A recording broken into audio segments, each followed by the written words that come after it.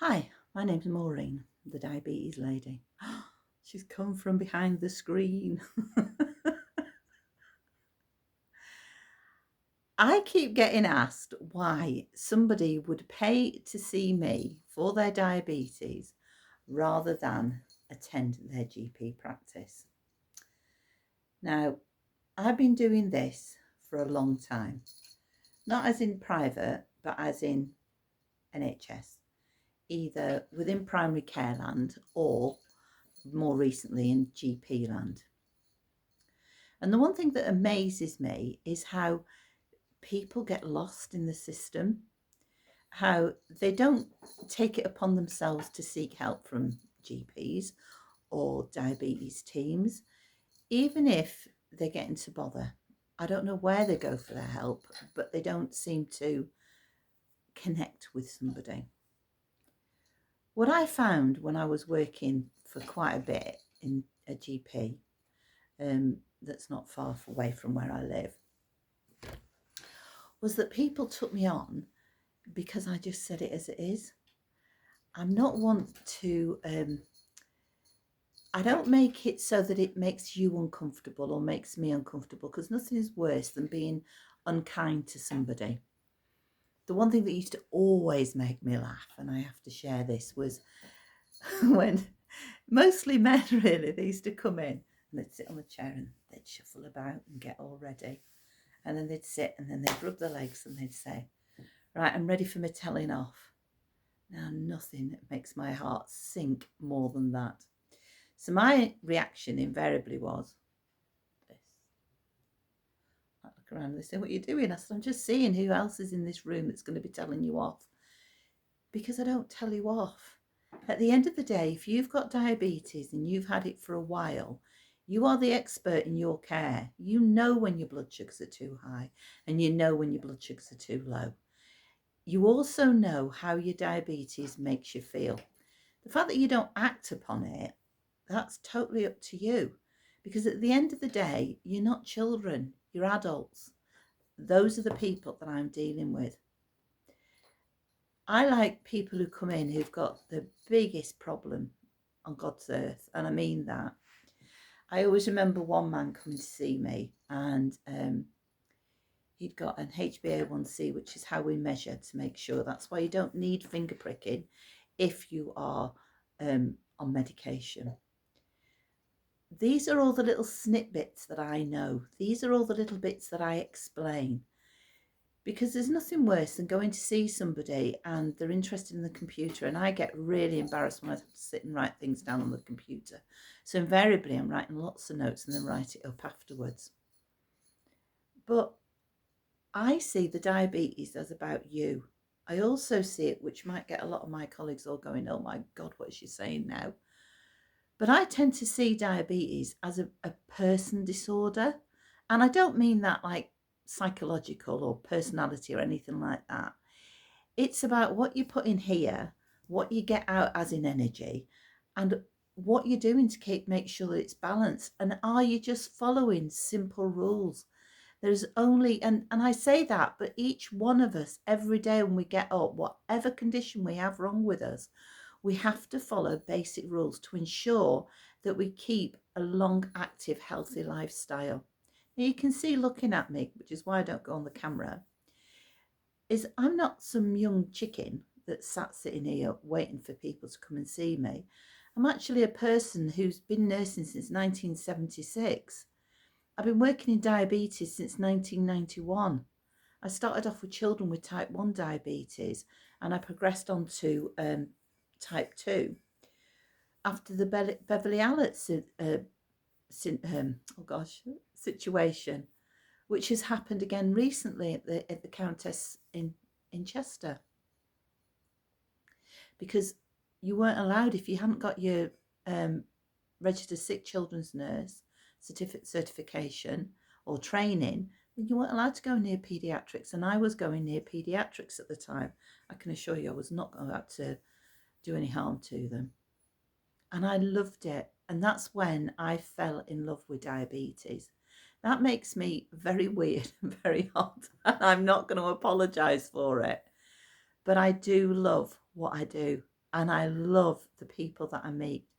And I love listening to their worries and concerns. And I like putting it right for them. They invariably will do a lot of time where they do a lot of confession. And I have to sit there and say, you do know I don't wear a white collar and I'm not a priest. I'm actually a nurse. And yes, I'm still on the register and I'm on there for at least another 2 years. But what I do mostly is that I coach and I educate, and it's the education side that I love, because I don't see any point in me having 30 odd years of experience in diabetes. And what I've learned from people. I've learned from you. I've learned from sitting in front of you and listening to you. And that's what I do. And when I listen, I like to be able to explain. Because if I explain to you why certain things are happening to you, the number of times you sit and I say that to people and the penny drops and they go, oh, right, I wondered about that. And people have sat there and said, oh my God, I've had diabetes for 30 years and I've been with you for 30 minutes and I know more about my diabetes than I have done for the last 30 years. That is a sad situation to be in. But if you go to GPs, if you go to a hospital clinic, the clinicians there, and I am not knocking my colleagues because my colleagues work a sterling job. In the hospitals, you're going to get people that come in who've got problems and they need sorting out. If you go to the GP, you're going to have either people who've just been recently diagnosed and are joining, so they have to get into the system, and it's the GP and practice nurse's job to get them into the system to ensure that we can make sure that you are safe and that your diabetes is kept under control. We rely on you the same as you rely on us for when it goes wrong. My way of looking at this is all the information that I've got inside of my head. I want to share it so that you can make a difference to you. It's my biggest passion.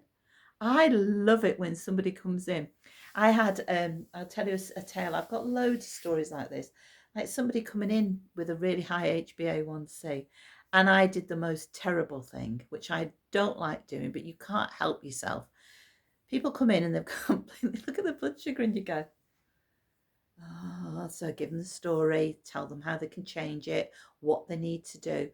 And I got this inkling in my head and I thought, you're doing all this, they're not listening, they're not listening. I could not believe it when this person came back to see me and they'd brought it down to rock bottom. And I mean rock bottom. They'd basically put themselves, it was over 100, it was over 120, and they'd got it back down to 47. So they'd actually got it back over the line of the type 2 diabetes into pre-diabetes. But I'm not there anymore. And I know that people that used to come to see me weren't coming to see me because they were frightened to see me because they were going to get told off. They were coming to see me because they knew that I was going to talk to them like an equal. And that's how I see you. I could have it for all I know. We don't know from day to day. But what I'd like to think is that when I went in to see my practitioner, they listened to what I said, or they heard the things that I'm not saying, which is what I usually do, and really shocks them because I'll say things and they'll say, how did you know that? I never said that. But it's years of experience, it's years of knowledge, and it's not, I don't put people down. I like to treat you as I want to be treated myself. And the thing is, it's very difficult when you're putting out adverts and notifications of what you do and nobody sees that side of you. It might look like I'm sitting on here and you're thinking, oh, she's a really nice old granny. I am a granny. Yeah, I am. I've got 6 grandchildren. I can't bloody believe it myself, and I've sworn now. But I have. I've got 6 grandchildren and I love them to bits. But at the end of the day, I am also a human being. And I know that I have good days and I have bad days. And that is the same for somebody who's got diabetes. There's a guy that I follow on TikTok, and I just recently started following him. He's got type 1 diabetes and he's telling his story because he wants people who haven't got diabetes to understand that diabetes isn't anything to be afraid of, because the person who's in control of their diabetes is you, the person who's living with you. But sometimes you need to know that you've got somewhere to go where somebody's going to hold your hand, give you the facts, and help you to control your diabetes. And that is all I'm wanting to do. I don't know if anybody's even going to bother reading this or hearing this or listening to it, but I had to say it because my daughter said to me today, she went, "Who's going to pay that, Mum?" And I went, "Please don't, because I get me back up." And she says, "Mum, I know that you're worth every penny." But she said, people don't know you. They don't know you. They don't know anything about you. And you're expecting them to buy into what you're trying to sell. And I know that sounds terrible, but it's the world in which we live. I have got a skill that I am not using, and it really frustrates the living daylights out of me. I'm in the process of trying to put together an education program. I'm going to divide it up into 4 modules. I'm not doing it the same way as everybody else. I'm doing it from your point of view because you need to know. There are elements in diabetes that you need to understand to be able to move forward with your diabetes, because it will make you stop and listen. And that's usually what happens when I meet people. 2 weeks ago, or is it a week ago? No, it'd be 2 weeks ago now, that I actually, in fact, yeah, 2 weeks ago. And I saw some people, because I do occasional shifts here, there and everywhere. And I was just doing diabetes foot checks. That's all I do. But we end up talking about their diabetes because it's going to happen, because they know who I am, because I tell them who I am. And I was doing the foot check and we ended up discussing, and I said, "All right, how are you getting on?" Because do you know what I mean? It's something that you're living with, and it's nice to have somebody just say, "So how are you doing? How are you getting on with it? Have you had your results? Have you had your results explained to you?" I'll do all that because that's who I am. Because I don't see the point of you going by your HbA1c, which is what you all go by. "Oh, my HbA1c's gone up. Oh, it's gone down. Oh, it's this. Oh, it's that." There's more to diabetes than just a pancreas. There's more to diabetes than a blood sugar. You need to be aware, which is what we have you doing every year. We do an annual review, and then we do the quarterly, or we see you every 6 months, or we see you once a year, depending on what that HbA1c is and what your vital organs are telling us. So when you take that blood test, that's telling us how your kidneys are functioning. It's telling us what your liver's doing. It's telling us how your blood status at the time is, what your HbA1c is. It tells us a lot. And you, in my mind, can't do anything if it's not explained to you. You need to understand the status of your kidneys. You need to understand why somebody be pushing you to drink more fluids and more water. And that isn't even people with diabetes, that is everybody. I know myself, I don't drink enough fluid in a day. Sometimes I hardly drink anything at all, and I end up berating myself the next morning because I can feel it in my back, and that's where my kidneys are. And you'll have that. But the more that I don't drink, the more I'm punishing my kidneys, because it's trying to get rid of the thousands of years that I've been here and all the muck that I've eaten through the day. And that's the reason why we ask you to do it. So if you can have your tea and your coffee if that's what you want to drink, without sugar or honey, please. But you need to drink plenty of other fluids, which are clear fluids. Even if every cup of tea that you have a small glass of water with it. If you have the first thing you do when you get up in the morning is have a glass of water. The last thing you do when you go to bed.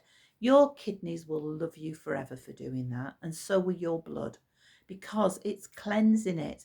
Because you've got to remember that through our arteries and our veins, when we're doing anything, it's not only taking the good stuff, the nutrients and the oxygen and everything else to where it needs to be going. It's also taking away all the bad stuff. You can't get rid of the bad stuff unless you drink plenty of fluids. So there, just in that little small conversation that I'm having with you now, I'm telling you about drinking more fluid. It is such a simple tip to do. And when you go for your blood tests, I've already done leaflets, I've put them out there. You need to make sure that you're drinking plenty of fluids.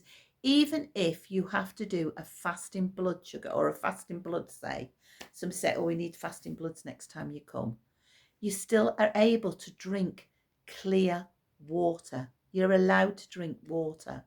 And it's the best thing that you can do, because by the time you get to your doctor, you're dehydrated, and then the nurse can't even get the blood, or the phlebotomist can't get the blood out of your arm.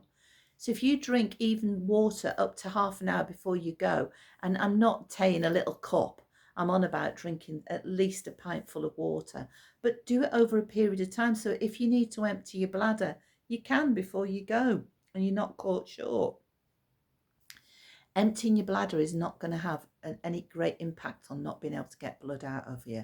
So we're not asking you like you do when you have to go for a scan where you have to have a pint of water and hold on to it. I'm not asking you to do that. I'm just asking you to make sure that you drink water. So if you take nothing away from what I'm telling you, drinking fluids is really, really good, because it stops that muzziness in your head. It stops that. I don't know if any of you, I do this sometimes. If I haven't drunk enough fluid, I can tell in the morning, I wake up with the most horrific headache, and I know it's because I'm dehydrated. And we tend to do that as we get older. And it's not laziness, it's the fact that we don't want to keep running to the toilet every 5 minutes. I'm a human, I'm a nurse, but I understand what's going on with your body. So when I'm asking you to book an appointment with me as the diabetes lady, I'm asking you to come and join me, because I'm talking to you as a person. I'm talking to you as an individual, because the way that I look at this, the person who is the expert in your diabetes care is you, because only you know how to look after yourself, and you look after yourself 24 hours a day, 7 days a week, 365 days or 366 days in the year, because you live with it every day. If you're going to have a healthcare professional intervene, right, they might see you once a year, so they see you for 30 minutes in a year, or they see you for an hour in a year. If you're lucky, they'll see you for 2. Some of my patients, or some when I used to see them, they used to see me for 2.5 hours in a year, and then thank me for what I've done. I hadn't done anything. All I'd done was put them on the right road, and that is all I'm asking, and that's all I want to do for you. So this is just dead simple. Might sound a little bit like a nag. I hope it doesn't, because I'm not that person. But it's about letting you know who I am and what I do. I'll try and do more of these, because sometimes, for me, for you to be able to see me, hopefully I'll look a bit better next time, darling, but I want you to know who I am. I take the mickey out of me, I take the mickey out of you, and I will also take the mickey out of diabetes. But I do it so that you understand the importance of having good control. But you won't get that good control if you don't turn up for your GP appointments, if you don't turn up for your practice nurse, and if you don't get your bloods checked regularly. It's so important to have that once a year eye clinic where you go and have the eye drops in and they check the back of your eye. I don't mean going to Specsavers. I mean you attend the NHS retinal screening once a year, because if there's anything wrong with your kidneys, it will be seen in your eyes. The eyes are the windows to your world. They're not the windows to your soul as well, but they're the eyes. As somebody with diabetes, they're the insides for us to know what's going on inside your body. If I was seeing you one-to-one, I'd explain that a little bit further. It's important that you get your feet checked. It's important that we look after your feet. Whether you've got diabetes or no diabetes, it is important. But with diabetic people living with diabetes, it is far more important. So you need to be looking after you. And that's a top to bottom job. That's not just looking at your HbA1c. So if you are interested, I do a demystifying diabetes for £25 for 20 minutes. And that's just telling you, so we can sit and have a chat. You can ask me questions, anything you want to ask me. And if I know the answer, I'll tell you. And if I don't know the answer, I will find out the answer and I will get back to you. Because that's who I am. I'm about you, not about me. Okay? Take care of yourselves and keep safe. All right. Bye.